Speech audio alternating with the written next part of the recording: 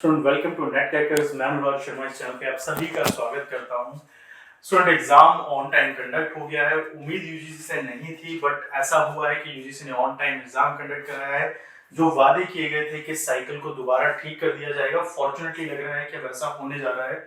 दिसंबर का एग्जाम मार्च में कंडक्ट हुआ और अब फाइनली जून 2023 का एग्जाम कंडक्ट हो गया है। नेक्स्ट एग्जाम पॉसिबली दिसंबर 2023 में कंडक्ट होने जा रहा है। उस चीज को देखते हुए नेट क्रैकर्स ले आया है अपने ऑफलाइन बैचेस जो कि दिल्ली में स्टार्ट होने जा रहे हैं 10 जुलाई से।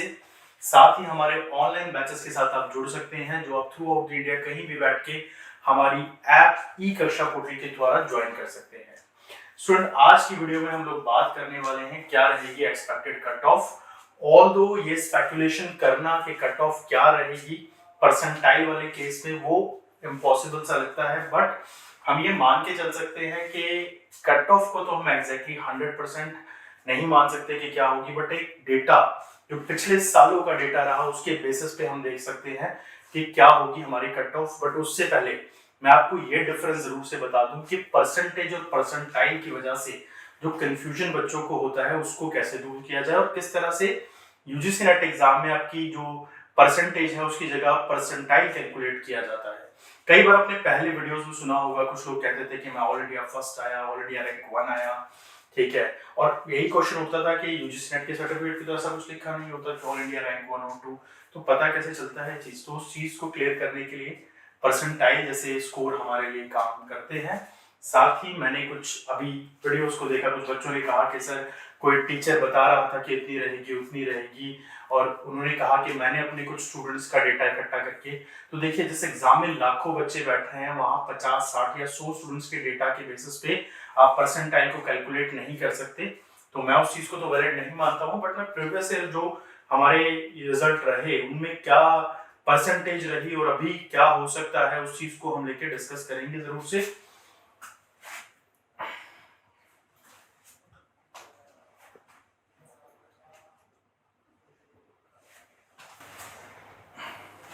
तो सबसे पहले मैं आपको कुछ चीज को समझा दूं, बेसिकली परसेंटेज और परसेंटाइल का फर्क क्या है। जब हम परसेंटेज की बात करते हैं किसी भी एग्जाम के अंदर, तो फॉर एग्जांपल मान लीजिए कि आपका एग्जाम था 300 मार्क्स का, 300 मार्क्स का आपका एग्जाम था। आपने स्कोर किए, ये टोटल मार्क्स की हम बात कर रहे हैं, आपने जो स्कोर किया वो आपने किया 250 मार्क्स को। तो अब पूछा जाए कि आपकी परसेंटेज कैसे निकाली जाएगी, तो सिंपल सा फॉर्मूला है, डिनोमिनेटर में आप 300 को रखिए, न्यूमरेटर में आप 250 को रखिए, 100 से आप इसको इनटू कर दीजिए, ठीक है।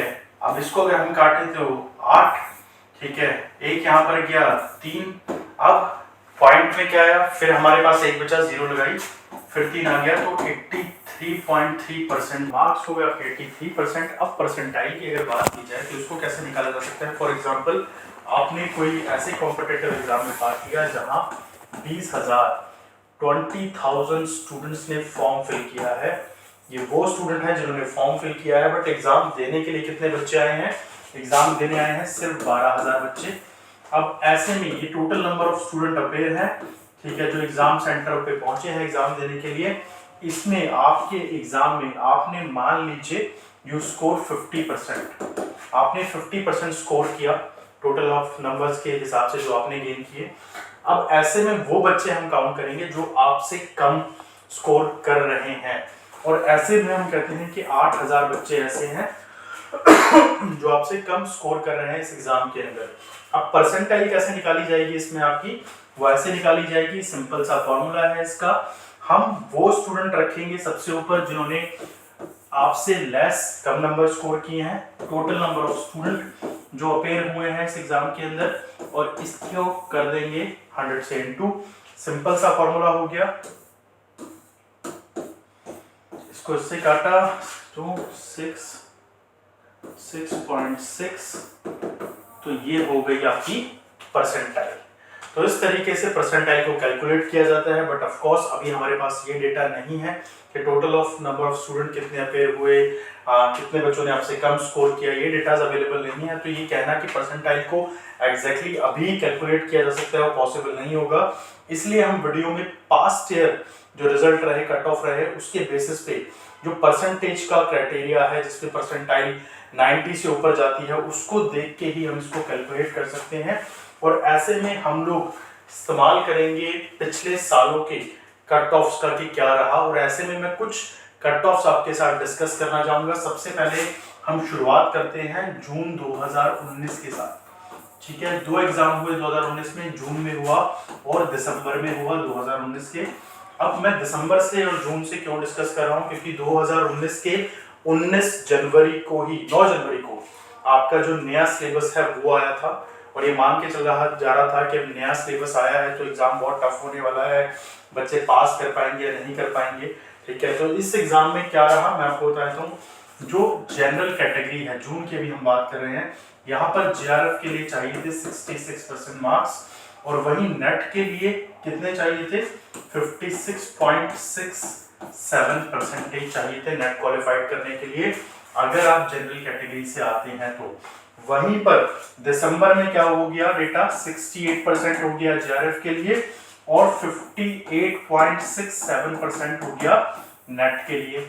तो अगर हम इस एग्जाम का देखें एक फिगर, तो यहीं पे देखिए कि 2% का फर्क आ गया है, दोनों ही तरफ लगभग 2% का फर्क हमें देखने को मिला है कि ये इंक्रीज हो गया है नेट और जेआरएफ क्वालिफाई करने के लिए। एक कैटेगरी की अभी हम बात कर रहे हैं। दूसरी तरफ हम बात करते हैं फिर 2020 में जब एग्जाम कंडक्ट हुआ, जून का ही एग्जाम था, ऑल्दो कंडक्ट काफी लेट हुआ ड्यू टू कोरोना, एग्जाम नहीं हो पाया। यहाँ पर क्या रहा, जनरल कैटेगरी को ही मैं रख रहा हूँ कंपैरिजन में, 68% अगेन जेआरएफ के लिए था, और नेट के लिए क्या रहा, इधर नेट के लिए था 60%। अब अगर हम जेआरएफ का देखें तो जेआरएफ का जो मार्क्स थे क्वालिफाई करने की परसेंटेज थी वो बहुत ज्यादा इंक्रीज नहीं हुई हमारी, बट हमारा नेट का क्राइटेरिया यहाँ पे बढ़ गया। अब इसके बाद आते हैं हम अगले एग्जाम की तरफ, जो कि दिसंबर 2021 का एग्जाम मैं डिस्कस कर रहा हूँ और जून 2022 का एग्जाम डिस्कस कर रहा हूँ, क्योंकि जो 2020 के लास्ट में एग्जाम कंडक्ट हुआ उसके बाद सीधा 21 में ही एग्जाम कंडक्ट हुए। ठीक है, 21 में भी एग्जाम कंडक्ट होने के बाद ये लग रहा था कि चलिए, और इवन ये बातें भी हुई थी कि परसेंटाइल हटा के परसेंटेज दोबारा आएगा, तो परसेंटाइल वाला ही फॉर्मूला आगे चलने लगा, और यहाँ पर जब परसेंटाइल वाले हिसाब से रिजल्ट आए तो 99.35% जो था ये परसेंटाइल था टू क्वालिफाई द जेआरएफ, और वहीं पर नेट के लिए परसेंटाइल था 97%। और अगर आप इस परसेंटाइल के हिसाब से देखें तो जो परसेंटेज का क्राइटेरिया हमारा बैठ रहा था ये लगभग उसके इक्विवेलेंट ही माना जा सकता है, वही 68% और 60 से लेके 62% के बीच का क्राइटेरिया हमारा हर बार बना रहा। अगर हम एग्जाम की बात करें, यूजीसी नेट की बात करें, तो इस बार मैं यूजुअली देख रहा हूँ कि बहुत सारे लोग कह रहे हैं कि एग्जाम टफ आया, बट अगर किसी ने भी अपने ग्रेजुएशन और मास्टर्स के सिलेबस को बहुत अच्छे से पढ़ा है तो आप ये क्लियरली समझ जाएंगे कि out of the box paper नहीं था। ठीक है, आपके सिलेबस से ही पेपर आया था, तो मैं ये नहीं कहूँगा कि बहुत टफ एग्जाम कंडक्ट हुआ है, ऐसा बिल्कुल भी नहीं है। ठीक है, प्रॉब्लम ये आती है कि हम ग्रेजुएशन या मास्टर्स कहाँ से कर रहे हैं, चाहे वो ओपन से कर रहे हैं या फिर आप आप रेगुलर कॉलेज से कर रहे हैं, आपने कितने थिंकर्स को अपने कॉलेज के टाइम पे पढ़ा है, कितने रेफरेंसेस आपने स्टडी किए हैं, उसके बेसिस पे चीज़ होती है। अगर मान लीजिए कोई बच्चा किसी ऐसी स्टेट यूनिवर्सिटी से पढ़ के आया है जहाँ उसका सिलेबस बहुत थोड़ा सा है, कुछ ही थिंकर्स पे फोकस किया जाता है, बहुत अच्छे से पढ़ाई नहीं हुई है, तो ऑफ कोर्स उसके लिए कोई भी ऐसे थिंकर का नाम जो क्रिटिसिज्म में पूछा जाए या किसी बुक के रेफरेंस में पूछा जाए वो बिल्कुल एलियन लगेगा। वहीं पर अगर कोई बच्चा दिल्ली यूनिवर्सिटी से या किसी ऐसी ही प्रेस्टिजियस यूनिवर्सिटी से पढ़ा है जहां बहुत डेप्थ में चीज़ों को कवर अप किया जाता है, तो उसके लिए शायद ये अननोन थिंकर्स नहीं होंगे। तो जिन बच्चों को ये डाउट है कि जो थिंकर्स से क्वेश्चन पूछ लिए जाते हैं, स्पेशली कई बार एक क्वेश्चन के अंदर ऐसे थिंकर्स के नाम होते हैं जो आपने नहीं सुना। 2019 में भी जब पेपर आया था तो किसी स्टूडेंट ने मुझे कहा कि sir there is approximately 40 different names in exam, हमने तो कभी नाम भी नहीं सुने थिंकर्स के। तो उसका एक बड़ा रीज़न यही है कि आपकी जो स्टडी रही बेसिक स्टडीज़ उसके अंदर वो रेफरेंसेस नहीं रहे। इसलिए जब हम क्लासेस में पढ़ाते हैं स्टूडेंट्स को तो हम मल्टीपल थिंकर्स का रेफरेंस देते हैं ताकि स्टूडेंट्स को पता रहे कि भाई अगर कार्ल मार्क्स की बात हो रही है तो उनकी क्रिटिसिज्म किसने करी है, उनके ऊपर किताबें किसने लिखी हैं या उनका रेफरेंस किस किसने लिया है, इस तरह की चीज़ें ज़रूरी होती हैं। तो ये कहना कि इस एग्ज़ाम में कुछ ऐसा रहा कि बहुत अलग था, तो मैं ये नहीं मानता। हाँ, एक चीज लास्ट 2 एग्जाम्स में मार्च में और अभी हम लोगों ने देखी वो ये है कि जो क्वेश्चन पूछने का तरीका है वो थोड़ा सा चेंज हुआ है पैटर्न के साथ।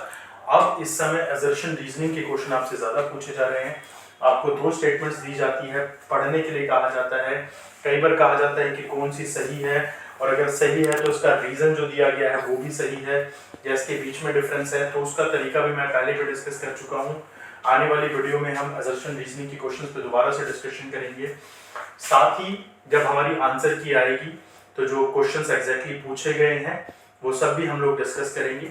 अभी अगर हम बात करें कि इस एग्जाम में क्या रह सकती है परसेंटेज या कितने मार्क्स जरूरी होंगे, तो अगर हम मान के चलें कि 68% तक तो पहले गया था, लास्ट एग्जाम का भी अगर हम देखें तो 70% तक क्या जा सकता है। जून के एग्जाम में नंबर ऑफ स्टूडेंट जो अपेयर होते हैं वो हमेशा कम होते हैं। उसका बड़ा रीजन ये रहता है कि बहुत सारे स्टूडेंट्स के एग्जाम होते हैं मास्टर्स के इस समय में, ठीक है। तो ऐसे में कई बार स्टूडेंट्स अपेयर नहीं करते कॉम्पिटिटिव एग्जाम्स में। दिसंबर में ऑफ कोर्स स्टूडेंट्स का नंबर बहुत ज़्यादा बढ़ जाता है। तो अगर हम उस हिसाब से भी लेके चले तो हम ये कह सकते हैं कि जनरल कैटेगरी का अगर कोई बच्चा इस बार मार्क एग्जाम दे के आया है तो वही 68% से लेके 70% के बीच में फॉर दी JRF ही और शी विल बी क्वालिफाइड। ये एवरेज रह सकता है, या तो 70 होगा या 68 के आसपास होगा। नंबर ऑफ क्वेश्चन कितने करेक्ट होने चाहिए, 105 के अप्रॉक्स अगर आपने क्वेश्चन ठीक कर दिए हैं पेपर 1 और सब्जेक्ट में मिला के तो आप JRF क्वालिफाई कर जाएंगे अगर आप जनरल कैटेगरी से हैं। वहीं पर अगर नेट की मैं बात करूं तो नेट का भी अगर आप एक एवरेज लेके देखें तो 60 तक तो पहले भी पहुंच चुका था, 61 62 के अप्रॉक्स से ऊपर नीचे होता रहता है।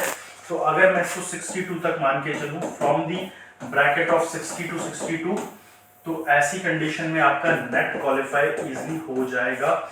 लगभग आपको इसमें चाहिए होंगे 90 से लेके 93 के बीच में करेक्ट क्वेश्चन होने चाहिए आपके पेपर 1 और सब्जेक्ट के अंदर दोनों।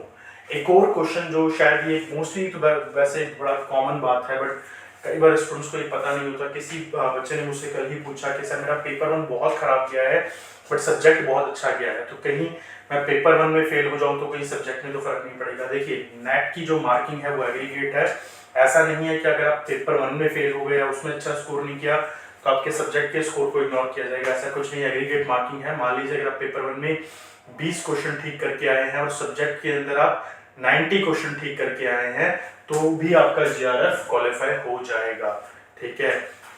तो ये इस तरह की बुलावे में मत रहिए, बट हाँ सब्जेक्ट का बहुत इंपॉर्टेंट रोल होता है क्योंकि मैक्सिमम नंबर ऑफ क्वेश्चन वहीं से आ रहे हैं, प्लस सब्जेक्ट का जो टॉपिक है जिसको आप 5 साल से पढ़ रहे हैं, अगर आपने ग्रेजुएशन और मास्टर्स दोनों सेम सब्जेक्ट में की है तो वो वहाँ पे स्कोर करने के चांसेस ज़्यादा है। पेपर 1 में बहुत सारे टॉपिक आपके लिए नए होते हैं अगर आप यूजीसी नेट की प्रिपरेशन कर रहे हैं। For example teaching aptitude, research की अगर मैं बात करके चलूँ, ठीक है, इस तरह के टॉपिक बिल्कुल नए होते हैं आप लोगों के लिए, तो वहाँ पे कई बार स्कोर करना हर बच्चे के लिए इतना ईजी नहीं है, बट सब्जेक्ट में इट इज़ वेरी ईजी।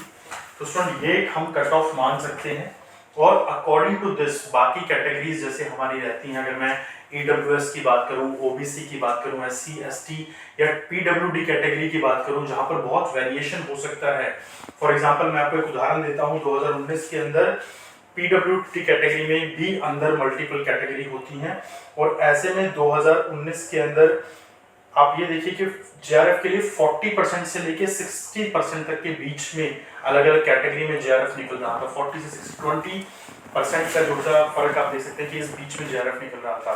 तो इसी तरह से इस बार भी जो कैटेगरीज हैं PWDs की, उसमें अलग अलग कैटेगरीज में लोअर टू दी हाईएस्ट जा सकता है, ठीक है। सेम विद EWS कैटेगरी 1-2% का फर्क ऊपर नीचे हर बार पड़ता है। मैं ये नहीं कहूँगा कि फिक्स रहता है या 1-2% ही होता है, बट अगर आप ट्रैक करें 5 साल के रिजल्ट को तो आपको यही समझ में आएगा कि 1 से 2% का वेरिएशन है। कुछ जगहों पर कई बार 3 से 4 हो सकता है, बहुत ज़्यादा ये नहीं होता।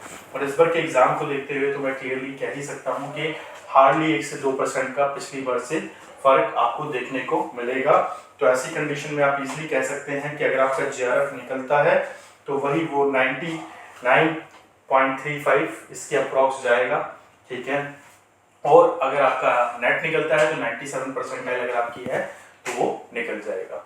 स्टूडेंट आई होप कि ये मैसेज आपको अच्छे से कन्वे हुआ।